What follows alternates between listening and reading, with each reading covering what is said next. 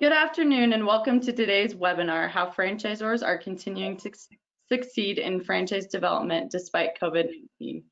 This is the next installment of Manning Fulton's Franchise Feed webinar series designed to provide you, as franchise executives, with relevant, actionable guidance on how to grow and protect your brand as you navigate these challenging times. My name is Ashley Nielsen and I am a Manning Fulton franchise attorney and International Franchise Association certified franchise executive. As one of the leading franchise law practices in the country and the largest franchise practice in the Carolinas, Manning Fulton's experienced franchise attorneys focus daily on helping our clients launch, grow, and protect their brands and franchise systems. It is now my pleasure to introduce one of our franchise friends, Steve Biegelman, founder, president, and CEO of SMB Franchise Advisors. SMB Franchise Advisors is an industry-leading franchising consultant group that has assisted over 200 companies in growing their business through franchising. Steve is a senior level franchise executive with over 30 years of experience in the franchise industry, from startups to large franchise systems. He is also an IFA certified franchise executive and frequent speaker at the IFA conferences, as well as the speaker for annual franchise conventions for different franchisors. He is a frequent contributor to franchise industry publications and a recent contributor to a new book, So You Want to Franchise Your Business. In this presentation, Steve will show you how, by adapting and modifying your processes, you can continue successful franchise development through COVID-19 and into the new normal. During this presentation, you will have the opportunity to submit text questions for Steve by typing your questions into the questions pane of the control panel. You may submit questions at any time during the presentation or at the end of the program. We will save your questions for the end of Steve's presentation if time permits. If we are unable to address your questions during this session, someone will contact you afterwards to discuss your questions with you. Today's program will be recorded, and in the coming days, you will receive a shareable link to view the program, which can also be accessed with other resources at www.franchisefeed.net. And with that, I turn the time over to Steve for today's program. Thank you, Ashley. Appreciate the opportunity to be with everybody this afternoon. As Ashley said, my name is Steve Biegelman, and I am the founder of SMB Franchise Advisors. We are a franchise consulting firm that helps people franchise their business. And we work with franchisors, existing and emerging brands, on growing to the next level in franchising. As Ashley mentioned, I've been in the franchise industry now for well over 30 years. I am a certified franchise executive through the International Franchise Association, as well as Ashley. I am the co-founder, and I was a franchisor of a food delivery concept called Black Tie Express, which was a multi-restaurant delivery service over 25 years ago. I created that industry. You're all familiar with companies like DoorDash, Uber Eats, and Grubhub. Well, I started that industry about 25 years ago, franchised the concept, and grew it to over 35 locations before selling my company to my largest competitor. I've held senior positions at several franchise brands like SaladWorks, Rita's Water Ice, Restaurant Systems, Bassett's, and Takeout Taxi. And I'm the former CEO of a chain of tanning salons called Hollywood Tans that was acquired by private equity. Private equity firm brought me in to run the company. And then I started SMB Franchise Advisors 10 years ago. To date, we've helped close to 300 different brands franchise their business and grow to the next level in franchising. So today we're going to cover a whole bunch of different areas in franchise development and what's important in franchising today. Everything from franchise support, validation and existing franchisee relations, and how critical that is for you in the franchise development phase of your business. Creating engagement with your candidates. Today more than ever, engagement is really critical to take them through the process in franchise development. Virtual discovery days, or what we like to refer to as meet the team days. The brand positioning for your brand, marketing and development tactics, and third-party support. So that is brokers, sales groups. Many of you have heard a lot about these different types of organizations, and we're going to talk a little bit about that today as well. So the first is franchise support, the validation and your existing franchisees and how critical they are to help you during the time of COVID-19. So the first thing is development really relies on strong validation for any system in order for you to continue to develop. People ask me all the time, Steve, what do I have to do to generate more leads, more deals? And the first thing I ask them is, how is validation in your system? And a lot of times, existing franchisors always come back to, well, I don't really want to talk about that. Let's talk about how we can get more leads.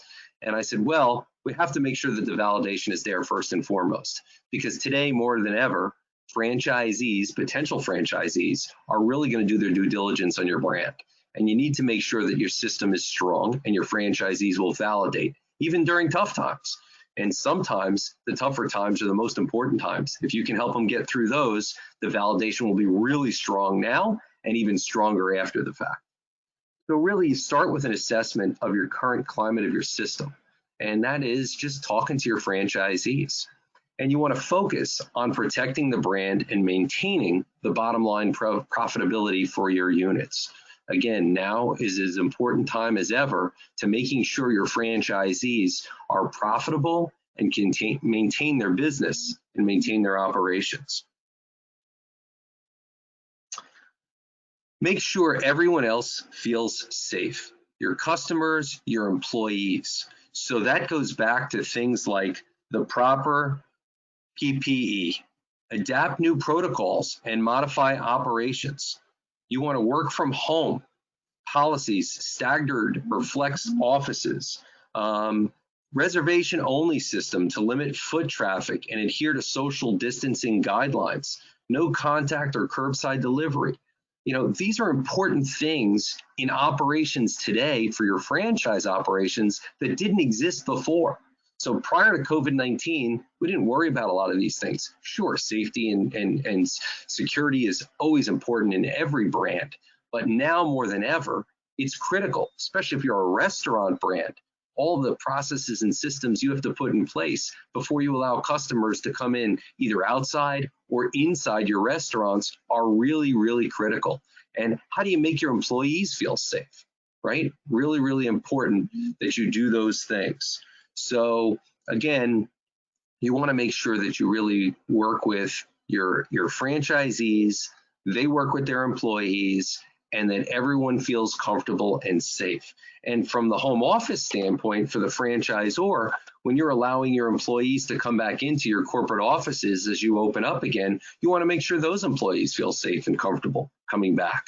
A lot of franchisors are still working remotely with their teams and supporting their franchise systems. And then other franchisors have their corporate offices back open again and just have more, space between their employees, plexiglass, protecting them, social distancing as much as possible, mask requirements, things of that nature.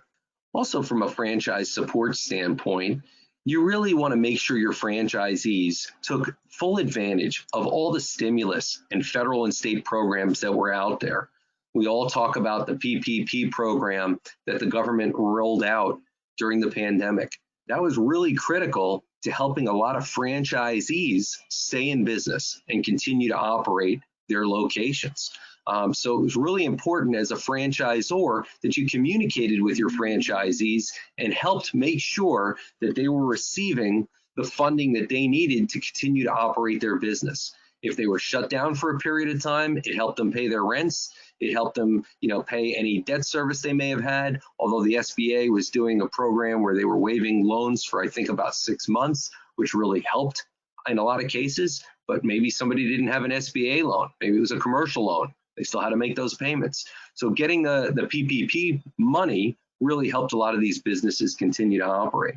And as a franchisor, franchisees really rely on you to help communicate with them what's going on. And we all know the program changed so many different times in the early stages, okay? And there's still discussions about what's going to be forgiven, what paperwork needs to be submitted, all those types of things. As a franchisor, you need to be on top of these things and be able to communicate with your franchisees and your franchise system. Assist in conversations with landlords. If they have retail locations, help them communicate with their landlords. In a lot of cases, if you reached out to landlords were willing to work with you. They may have said, hey, pay half rent now and we'll add half rent later on, or don't worry about paying April and May, we'll add 2 more months to the end of the lease. most landlords were willing to work with their tenants. Not all, but most, if you communicated with them. They knew that this wasn't the franchisees or the tenants' fault. This was a pandemic that nobody, wanted, nobody planned for, but we all were in this together, and communication was the key.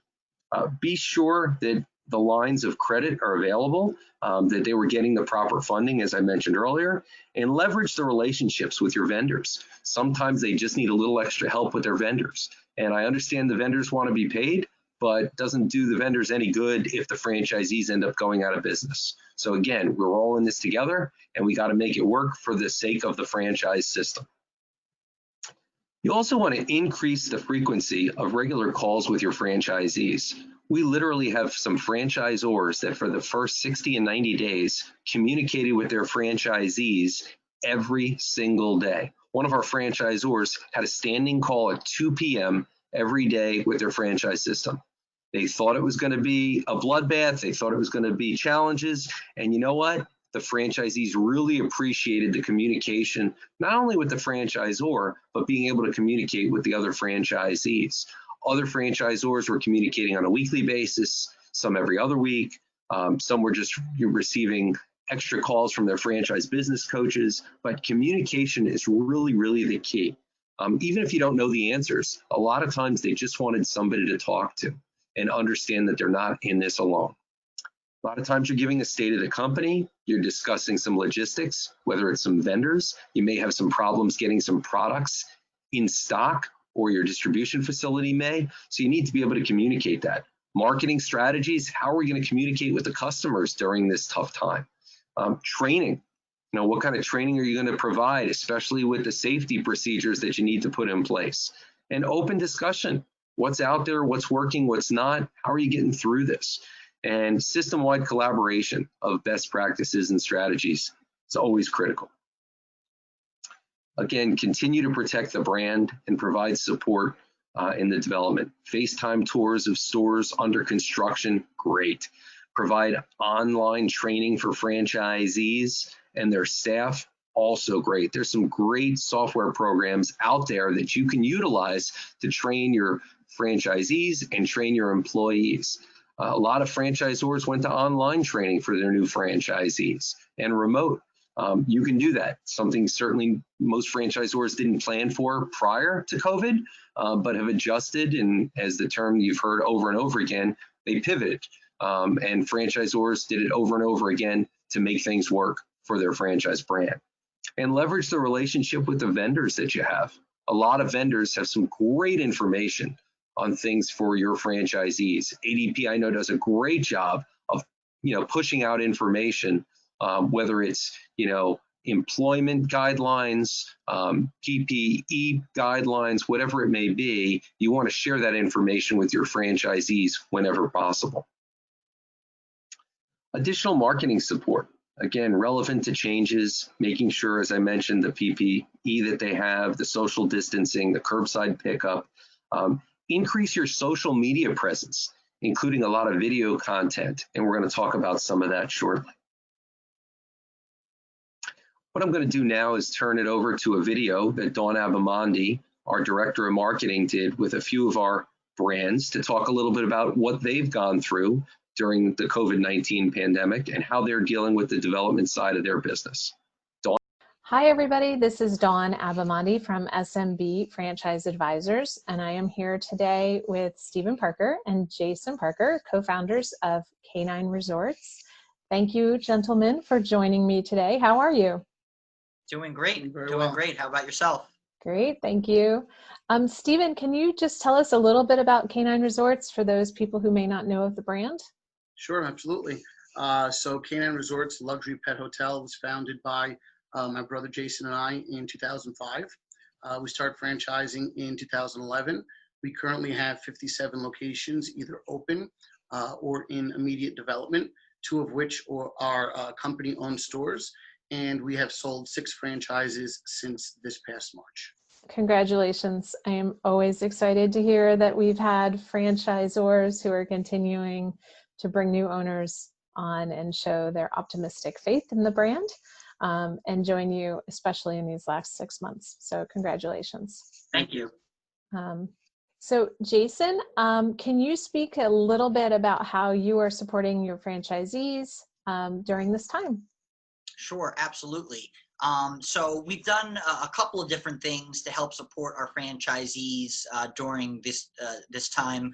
In the beginning, our focus was to really provide all of our franchise owners with a lot of information. So there was a lot going on in the very beginning, and at the corporate office, we were able to gather all the information and then push out all the relevant information to our franchise owners, and then create a portal online where they can always easily go and access that information. So I think that was really helpful. In addition, I personally called our open franchise owners that had open resorts, and really wanted to let them know that the brand was there behind them to support them. We also took a look at their financial statements to try to figure out what expenses can be cut. So we were able to help them negotiate rent deferrals with their landlord. We provided a waiver of several months of brand development fees, and we eliminated the minimum royalty so that the franchise owners were only paying a straight percentage of their revenue, since we knew that their revenues were down significantly. Great points, and kudos to you for making those hard decisions. But I think sometimes they look to become easy decisions in order to help support your franchise owners in doing the right thing. Stephen, can you speak to how did you support those new franchise owners, the ones who are in development, who have made that decision and aren't yet open, so they're not paying royalties yet? Sure, absolutely. So we pride ourselves on the support that we provide, especially in the beginning. I think, before the franchise gets open, they do require a significant amount of support, both with respect to real estate, financing, construction, all of those sort of things. So we provide a lot of virtual support, Zoom calls, meetings, telephone conferences, things like that. And then if a zoning hearing, for example, is required, in-person attendance is required, we will fly, and we have flown staff out to attend and walk the franchise owner through the zoning hearing. We also assist with the financing process, construction, pre-training. So we basically walk them through the entire process. Again, we try to do as much virtually as we can, but if we do have to go in person, we're more than happy to, and we're equipped, and we have gone in person even during these times. Jason, how, if at all, has your development lead generation marketing changed since March, or even throughout the year? How have you adjusted that initiative? Sure. So every year at the end of the year, we put together our budget and marketing plan for the next year. So we had our sales goals in terms of development for 2020. We had our marketing plan that we constantly adjust based on all the data that we get. We try to figure out what marketing initiatives and campaigns are working best, and then we try to optimize those campaigns. So when March came along, we really had to make some adjustments, and we had to pivot because we knew a couple things. One, that all the things that we had been doing, we were going to have to change and really look at more closely to see what's going to work during these challenging times. So we really took a look at all the data and made adjustments where necessary. And we also modified our budget. So for April, May, and part of June, we lowered the budget, and then we took that money and reinvested it into the budget towards the end of the year, where we felt it would make more sense. All great things. I thank you so much for your input today, and appreciate your candor in sharing your stories with your brand and how it might be helping either emerging or established brands who are in kind of the same place right now. So thank you so much for your time today. My You're pleasure. welcome. Thank you. So that was a great video of Stephen and Jason Parker from K9 Resorts with Dawn Abamonde, our Director of Marketing, sharing some of the things that they've been doing, obviously during COVID-19, and how they've been pivoting a little bit from the development side of their business. Now we're going to talk a little bit about brand positioning. So what you want to do from a brand positioning standpoint is evaluate your model. You really need to, assess your agreement terms Some franchisors reduced some of their fees. You heard Jason Parker talk a little bit about how they've reduced their the brand development fee for a period of time to help their franchisees. Some other franchisors have reduced their initial franchise fee. Some have modified some of the ongoing fees. I just read a franchisor who was saying they were waiving royalties for the first year, a restaurant brand, because restaurants are having more of a challenge than some other franchisors during COVID right now. So it really depends on your business and what's the best strategy for you. And you can talk to your advisors, your board members, your franchise attorneys about what's the best strategy for you guys going forward in pivoting during COVID. If you have a minimum royalty, a lot of franchisors were waiving that minimum royalty for a period of time. We have some franchisors of ours that waived the royalty for months and then went right back to full royalty after a few months. So it really depends on your business. Modify or adjust the startup requirements. So there are some businesses that require an office for a home-based type of concept or a service type business, but they wanted you to have an actual office. Well, now they're pivoting and allowing you to have a home-based office. So that will reduce your startup costs significantly and allow you to open faster. So it really depends, again, on the concept and the business, what's the right strategy for you. But again, talk to your advisors and come up with some of those strategies that work so that you're more attractive to a potential franchisee. Again, lengthen sometimes your development timeline. You may have somebody who's committed to opening 3 units over the next 3 years. Well, obviously COVID has sidetracked them a little bit from a development standpoint. So you want to extend the development time period for them to open their units. Consider real estate opportunities. Maybe in the past, if you were a restaurant, you didn't want to exercise an opportunity on second generation restaurant space. Now maybe you're willing to let your franchisees do that. So already they have a kitchen that's built, they have a 3-bowl sink in the back, they have a walk-in cooler, they have plumbing, electric in there, and now a franchisee may be able to save $100,000 off their startup costs. Well, that's pretty significant. And unfortunately, there's a lot of real estate that is available now because a lot of small businesses have unfortunately not been able to make it due to the pandemic. So that creates some opportunities for some other franchisors that are starting to expand and willing to still expand during these times. And acquire smaller brands. So there may be some smaller companies out there that have 3 and 5 units in a market that you want to grow in that may give you an opportunity to seize those locations and convert them to your brand and then sell them off to new franchisees. Create engagement with candidates, validate and ensure that there's a brand cultural fit. Really, really important. You always want to make sure that there's a fit. Creating engagement. We really think that video blogs, short videos, people love to see videos. They can relate to them. They get to watch them on their own time. You want to make them relevant, right? Team members telling their story, walk through the operation. Sometimes a walkthrough of your actual operation is super cool for a candidate to see. Franchisees, a day in the life. Everybody wants to understand, well, what's it like if I really open up a Canine Resorts dog hotel that Stephen and Jason are the founders of?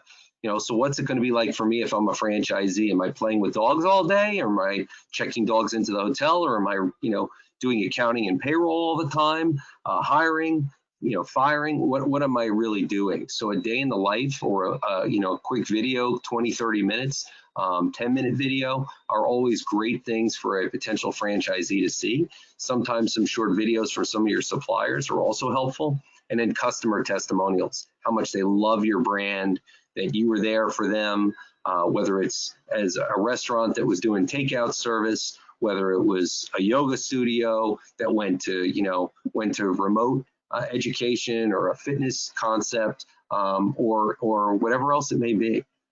Customer testimonials are really, really powerful as you're trying to grow your brand.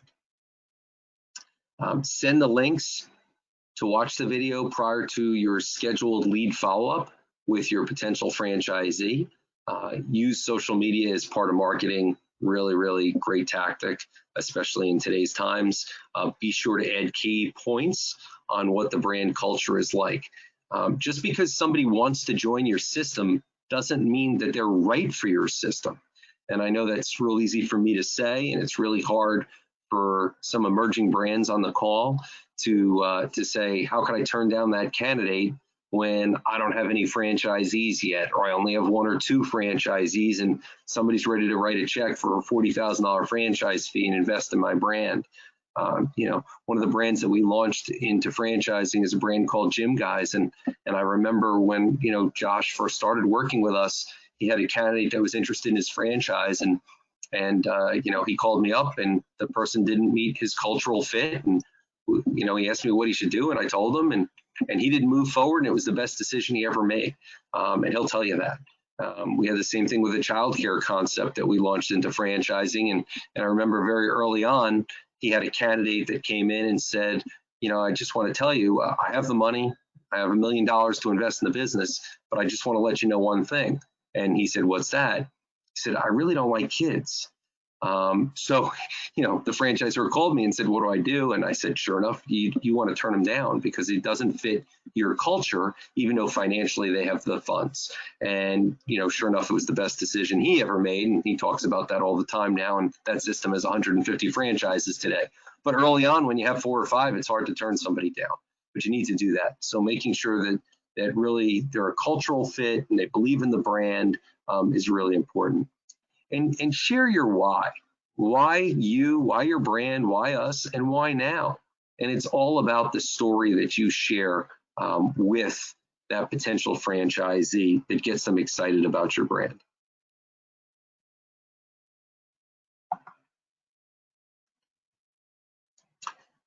So virtual discovery, or what we refer to as meet the team days. In the past, you'd bring people in for your actual discovery day, in most cases, have them tour your facility, meet with you. Today, it's a little bit different. As you know, we were talking about earlier, and we'll continue to talk about, is everybody's pivoting, everybody's shifting, everybody's trying things differently. And I remember one of our franchisors early on said, you know what, I'm not going to do any discovery days, and I'm just going to wait till the pandemic's over. And about 45 days in, I called him up and I said, you can't do that. I mean, you can't just put all your development on hold with potential franchisees interested. You got to start doing virtual discovery days. And at first he didn't feel comfortable with it. Now he's doing them every 3 weeks, and he's awarded a whole bunch of franchises since. So it was definitely the right decision. When you're doing these virtual discovery days or meet the team days, you know, a lot of our clients are sending what we refer to as swag bags, or, you know, a fun bag of treats or things that can get them excited about the brand prior to the discovery day or the meet the team day virtually. Some of them are sending in food for them, a lunch, and we're all eating together while we're starting to talk about the brand. You want to set the ground rules clearly. You want to make sure that the candidates have their cameras on and they're available for the time period. You want to make sure that they're able to interact with you and with the other candidates that may be, you know, involved in the discovery day. You want to allow for question and answers after each segment, and you typically want to cap it at 3 or 4 hours. I mean, there are some brands that are doing an all-day event, but those are pretty tough to do virtually. So a 3 to 4 hour discovery day or meet the team day is really, really good. It's a good resource for people to get good information on the franchisor and decide whether they want to continue down the road of next steps. Roundtable discussions by team members, short presentations either by key team members or key suppliers are also very, very helpful. You want to offer more options, right? So because you're able to do these virtually now, you can offer more options to the candidate, whereas in the past, people would have to, you know, travel. If they were flying in, they'd have to plan that accordingly. So they need to make flight reservations and hotel reservations and plan a trip. So now it's a lot easier because people are working remotely and from home, so they're more available to attend these virtual discovery days. So you can offer more dates and have more discovery days for potential candidates and eliminate the cost for the candidate and for you, a lot of the cost as well. And now we're going to hear our next video of Brooke Daly from Advantage College Planning, also with Dawn Abamondi, our Director of Marketing and Brand Development. Thank you so much, Steve. I am here today with Brooke Daly from Advantage College Planning. And Brooke, I'd like to thank you so much for being a part of our presentation today for this summit and to help share your story and how you started in franchising. Yes, thank you, Dawn. So we started the business originally in 2009, at the beginning of 2009, and just last fall decided to launch into the project of becoming franchisors.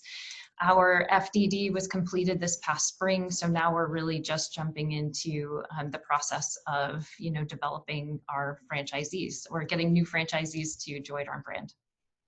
Excellent.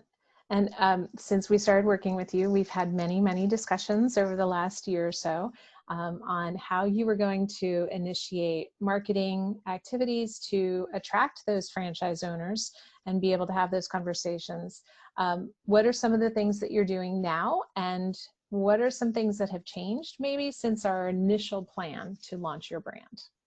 Yes, that's a great question. So we have a fairly specific target market for our franchisees. We're hoping to get people who are qualified for membership in one of the professional associations for college consultants. So we're essentially meeting those prospective franchisees where they are, hopefully attending these conferences. So this past summer, we've attended a couple of the conferences. Of course, they're no longer in person, which is not what we were expecting originally. They have been virtual conferences. So we've been sponsoring those conferences, being vendors at those conferences. I've presented breakout sessions. Just any opportunity in that world to represent the brand is what we're trying to do. We actually have seen great results from those virtual conferences. A lot of people have expressed an interest. And I think it's been interesting, we were really worried initially about, not being in person and what that might look like. And are we really going to be able to make connections?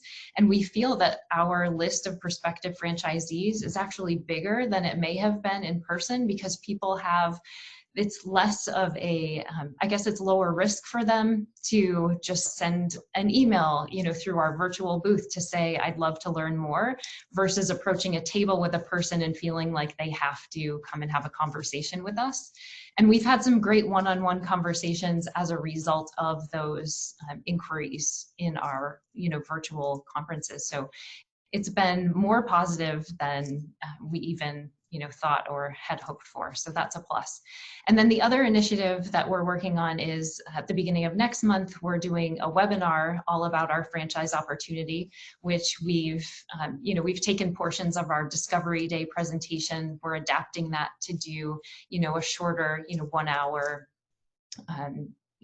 just like I said, a webinar to allow prospective franchisees to learn more about the brand, what we represent, what our offer looks like, and the value in joining us versus starting, a business on their own. Absolutely. And reassuring them that there's less risk from joining a franchise brand. I think that's part of what we want to help them understand, that they'll have somebody like you who has been there and experienced to support them. So, in terms of maybe some of the things that you're alleviating their worries about, and in terms of joining a brand and starting a new business, especially now in late 2020, what are some of the things that you've thought about kind of just adapting a little bit to the model versus the way you had planned to launch, to help them make that decision and sign on the contract and become a franchise owner?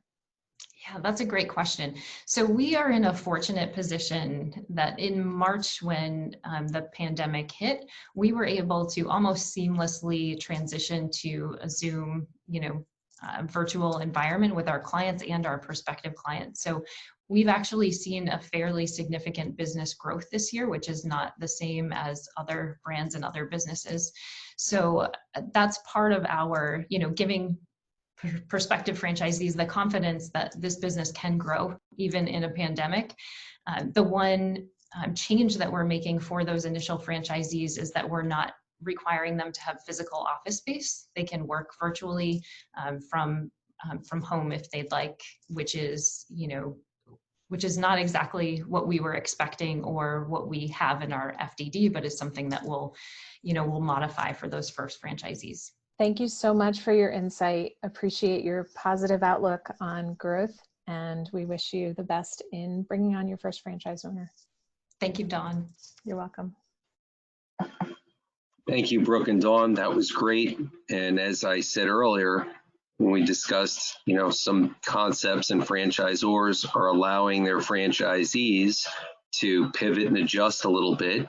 And in this case, not have to require them to have an office for their business to get set up. Brooke said that she's allowing people to, start their business from their home, which I know really, really helps when you're dealing with franchisees in the startup cost phase right now during the pandemic.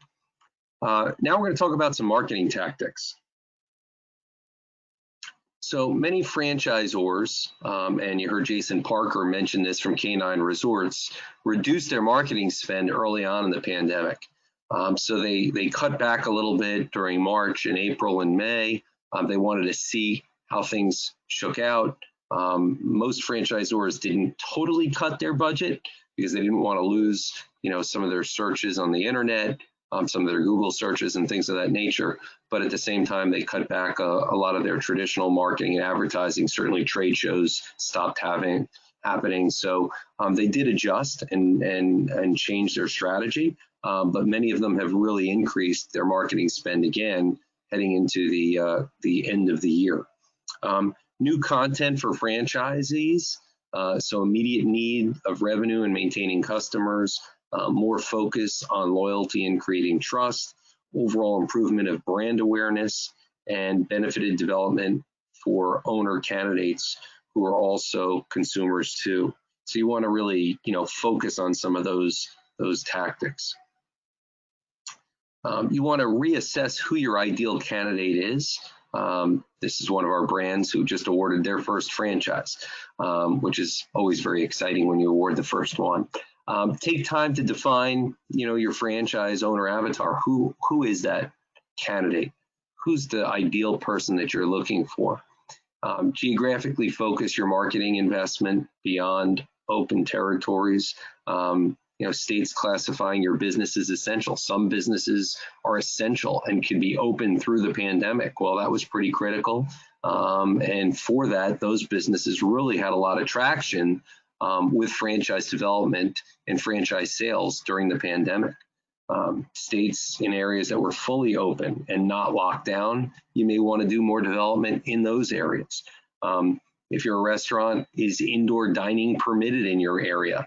If not, you may need to pivot. We have restaurant concepts that literally have significantly reduced the amount of tables and chairs in their concept to adjust their restaurant concept for the pandemic that we're going through. And they believe that for the next few years, they wanted to make sure that they're set up the right way so that if for some reason we continue to have to be in this situation, that they can still grow their franchise brand. And other key differentiators that you can offer. So you also want to increase your social media posts, as we mentioned earlier. This is a post on LinkedIn from one of our clients, Outer Banks Boyle, who just awarded a 3-unit deal on the west coast of Florida. People are spending 60% more time online. They're out there, they're looking, they're shopping, not necessarily buying all the time, but they're out there looking. So you want to make sure that you're posting a lot of exciting news about your brand, whatever the exciting news may be. Evaluate LinkedIn, Facebook, Instagram. All of those are great resources for you to continue to market your brand and get your name out there. So where are your candidates? Some brands, LinkedIn is a great resource, especially if you're looking for professionals, you're a service, sales type concept, prior employment or corporate roles that suit the brand could be really well. Facebook and Instagram, likes and interests, feel good brands tend to do really, really well on Facebook. So it really depends on your concept, how well it's going to do on some of these, search engines.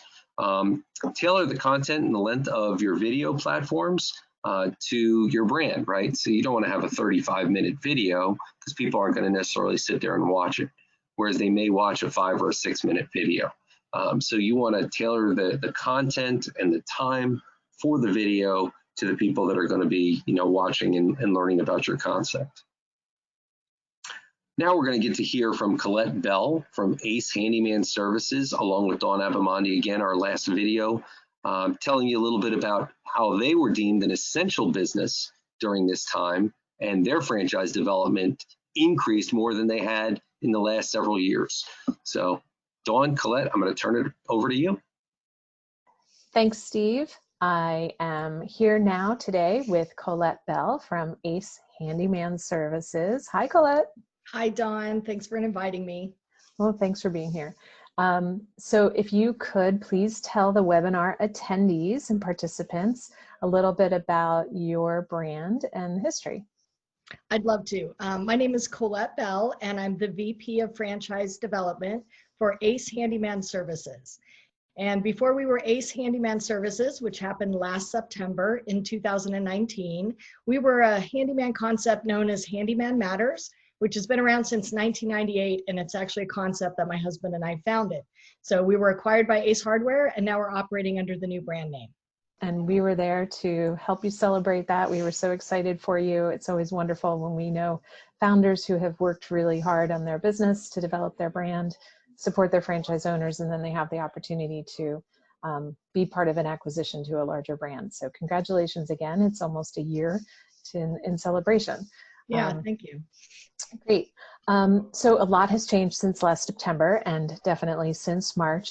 So can you just tell the participants today a little bit about how your business has been impacted by COVID, and mainly on the development side of the brand, but anything else that you'd like to share? Yeah, lots of changes over 22 years, but certainly the COVID is unique, right? None of us have ever gone through anything like this, at least that I know of in recent history.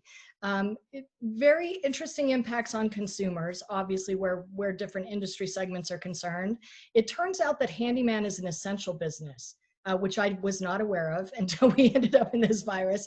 Basically what that meant was it was good news for us because we could continue to operate as normal. We did see a lot of changes in the consumer side of the industry, but certainly in the development world as well. A few of the bigger changes are now a lot of development people that I'm speaking to are having the same experience I am, which is candidates are a lot more easier to connect with these days. They're working from home. So now they have the ability to schedule a call in amongst their regular work duties rather than going to an office where they don't feel like they could take a private call, so to speak. So people are a lot more available. They're consuming information at a pretty rapid pace, a lot of social environment going on in terms of marketing. And I do find that they're investigating more concepts than normal, which leads them to a little bit of an overload. So I do recommend that people not only send them information, but then follow up to check and make sure they're keeping track of what your particular concept's information is. It's easy to get us all mixed up together when we start sending a bunch of information. So, and then of course, virtually, really needing to take advantage of what's going on in the world to connect with people, but not being able to do it in person. So we have at the end of our development process what we call Meet the Team Day. Lots of systems call that a discovery day. Before we'd invite people to Denver, not usually that tough to get somebody to fly out and enjoy our beautiful state. But with COVID, travel just wasn't possible. So starting in March, we actually pivoted our Meet the Team days from in-person to virtual. Big, long 5-hour Zoom meeting, which sounds really difficult to me, but candidates make it through it. And then we also pivoted in March our owner training. So we went to a 5-day, if you can imagine, Zoom training that's happening online. I am happy to report September's class was in person this week in Denver, but each month we're querying the attendees, and if anybody can't attend in person, we're just going to do it virtually. So lots of changes in the area of development. Good things if you can learn how to take advantage of them and adjust your regular process to take advantage of that. So once they join you, or even your franchisees who were part of the brand before, how have you turned to, updating procedures or policies or just support, different types of support for these owners who are with the brand? Yeah, that's a great question, Dawn. So certainly from the consumer relationship, lots of things changed with the virus. We're a handyman business, so we go into people's homes. And certainly there's a lot of safety concerns with that. We were really, really fortunate that we had the backing of Ace Hardware, both on resource allocation. So for example, our model is an employee-based W-2 model for handymen, which then meant that all of our franchisees, if they knew how, could apply for the PPP loans and could actually qualify for them. But you all remember how difficult getting that information put together and reliable. So we had great resources at Ace Hardware that could help us line up all those links, the correct way to apply, make sure people are sending in all the information they need to get the loans. And then the second thing that we knew we immediately needed to do was update our marketing pieces. So we all know that a relationship with the consumer starts through marketing. And we've all seen those TV commercials on television nowadays, and there's a bunch of people getting together and nobody's got masks on, and you're like, yeah, that's pre-COVID. I understand that, but we all know that we're now living in a completely different reality. So we immediately scheduled a photo shoot so we could update all of our print and digital materials to show our craftsmen in the full protective equipment. So we've always worn booties on the shoes, but now we're wearing gloves on the hands, the face mask, of course, and the sanitizer. And again, Ace Hardware played a very integral role in that, helping us get those masks and gloves and sanitizer and get them out to each of the franchisees. And then of course, it's not just about marketing. You've got to follow through on the operating as well. So just because you tell a customer you're going to be safe, but a craftsman shows up and he doesn't have a mask, you've got a problem on your hands. So we had to create new standard operating procedures, get those all out to our franchisees and re-educate their craftsmen of how we do business now in a COVID environment safely. And so getting them that equipment and encouraging them to practice using it and understanding the best way to do that, not just to keep our customers safe, to be honest with you, to keep our craftsmen safe too. Everybody's health is a significant issue in this picture. Right, absolutely. No doubt. So how, if any way, your franchise development process has changed from maybe tactical marketing, or are you sharing stories about successes that you've had in the last 6 months with your owners? How have you been approaching those candidates? Yeah, just like everybody else has more time on their hands, franchise owners who tend to be working out of their house now have a little bit more free time too. So I found validation to be a little bit easier, connecting candidates who are wanting to learn more about the concept with existing franchisees. Those existing franchisees, their schedules have lightened up a little bit, which allows a better connection for that. And of course, with the new brand name, everything's new to begin with. So we had that fortune going into COVID that we already knew everything was different. So we were lucky to be revamping all at the same time. Right, absolutely. And that's actually why we had asked you to join us today, because it is difficult to sit in front of a Zoom screen for hours on end. And so, really appreciate, it's just been a few minutes of your time, but really greatly appreciate you dedicating, your precious time to spend a little bit with us today and share your experiences. And hopefully, the people who are participating in today's event can learn something, even if it's just one little piece of information. And thank you again. Can't thank you enough. Thank you so much. And what I would just remind everybody, having the fortune of being in the industry for 20 years, there's always going to be difficult moments, whether it's recession or the COVID or whatever's coming next. I can tell you my own personal experiences, as hard as it is, we always pick up nuggets. We improve our business for the next round of growing. And just to stay positive, there's a lot of great things happening in the world right now. And I think you got to focus on gratitude first, and then just tackle those things one at a time and reach out. Right? There's a lot of great minds in the world of franchising, and everybody's very willing to share best practices. So I wish everybody luck. Thank you so much to you, Dawn, and to all of SMB for inviting me to attend. I appreciate it. Thank you. Thank you so much. Well, that was great. Thank you, Dawn. Thank you, Colette. Colette gave us some really, really good information of some of the things we've been talking about, like helping their franchisees with the PPP loans, with the PPE for safety and security for their franchisees and the employees, and some of the other good nuggets. Doing photo shoots with what's going on in the world today. So customers can see that you're on top of things and dealing with things in the current environment, not just from a year or 2 years ago. I thought was pretty important, and great to hear that they just started in-person training again in Denver, which is pretty exciting for their brand. So really, really good stuff. Okay, now we're going to talk a little bit about third-party brokers and sales groups. So many of you may work currently with some third-party outsourced, franchise broker networks. So companies like, FranServe, FranNet, the U Network, IFPG, Entrepreneur Source, FranChoice, Transworld, FCC, and FBA. So they're a great resource for potential franchisee leads for emerging and established franchisors. Generally, the leads come in are more qualified than just somebody who maybe drove by one of your locations, or maybe heard about your brand, or maybe saw an ad. The third-party brokers can also help you focus on geographic areas of the country if you want to be specific geographically. They also help a little bit in the closing support. So once you take a lead through the process and they've attended discovery day and they're doing validation calls, that gives you another person that could be able to reach out to that candidate and ask questions. How's it going in the process with XYZ franchisor? How have your validation calls gone, etc. And that broker will then provide some feedback to the franchisor as to what's going on with the candidate also. They tend to give you better performance versus the other lead sources. So it tends to be an improved ROI versus the other tactics. Now, at the same time, it ends up costing more. The broker fees are pretty significant as far as what the broker receives on the franchise fee. But again, you're getting a more qualified candidate to come into your system. So what are we hearing from the front line? Well, what we're hearing from the front line is pretty simple. We're hearing that quantity of leads is pretty strong right now overall in the franchise industry. The quality, unfortunately, is not. So a lot of people are shopping. A lot of people, as Colette said, are working from home. And I've said, in the past, 45 minutes or so. So they have lots of time to look at different opportunities.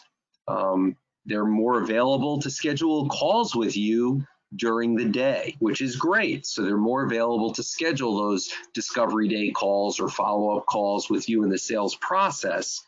But they're also doing much more due diligence than ever before. There's more options out there than ever before. And what we're hearing from the front lines are that a lot of leads are what we call kicking the tires. They're really just not sure what they want to do yet. They're really not sure. They probably would like to get another job if they could. But in the event that they can, they're looking into franchising. So they're really not sure about business ownership yet. And that is a lot of what we're hearing out there from a lot of franchise brands and from a lot of outsourced sales groups and the broker networks that are out there.